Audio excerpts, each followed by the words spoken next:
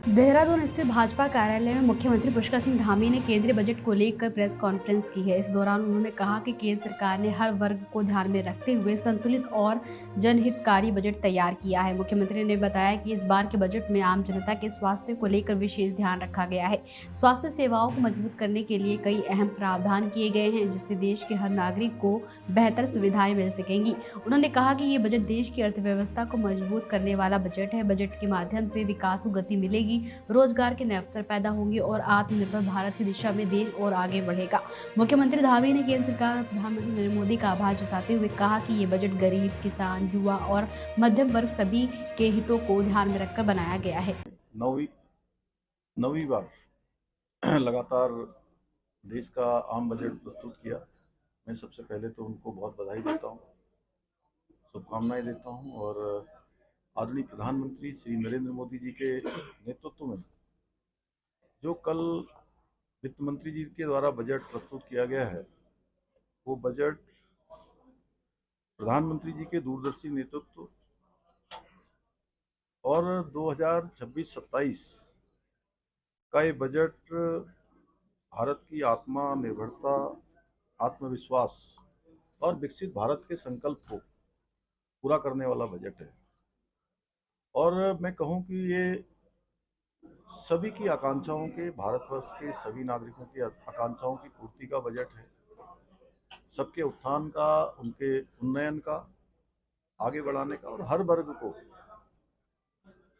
किसी न किसी रूप में आगे लाने का और विकसित भारत बनाने का संकल्प पूरा करने का बजट है।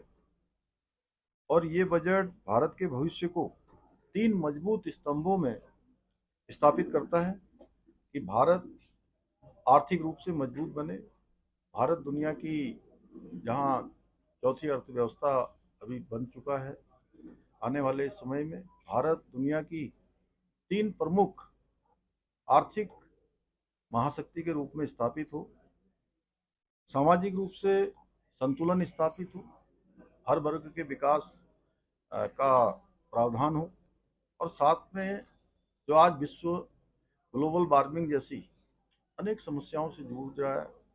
हम सब जानते हैं कि लगातार जो ग्लोबल वार्मिंग हो रही है, उसके कारण से मौसम में भी कई प्रकार का परिवर्तन देखने को हम सबको मिलता है। जिस समय वर्षा काल के समय में कई बार वर्षा नहीं होती है और होती है तो अत्यधिक हो जाती है। जैसे इस वर्ष हमने देखा कि हमारे यहाँ जो बर्फ पड़ने का समय था, उस समय हिमपात नहीं हुआ, कुछ रुकने के बाद हुआ है। ऐसे ही कई प्रकार के परिवर्तन, सर्दियों के समय में कम सर्दी होना, गर्मी में कम गर्मी होना। जैसे अगर 2025 की हम बात करें तो 2025 में हम सब लोगों ने बहुत कम यहाँ पर राज्य के अंदर देखा होगा तो बहुत गर्मी का एक तरह से एहसास बहुत ज़्यादा नहीं हुआ। इस प्रकार से जो पर्यावरण स्थिरता है उस वह भी रहे, विकास के साथ साथ इकोलॉजी बनी रहे, इकोलॉजी के साथ इकोनॉमी भी बढ़े, इसका प्रावधान इस बजट में किया गया है। राजनीति हो या क्रिकेट, देश विदेश की ब्रेकिंग हो या आपके मोहल्ले की बड़ी खबर, सब मिलेगा एक ही ऐप में, सबसे तेज और भरोसेमंद। अभी डाउनलोड करें दैनिक भास्कर डिजिटल।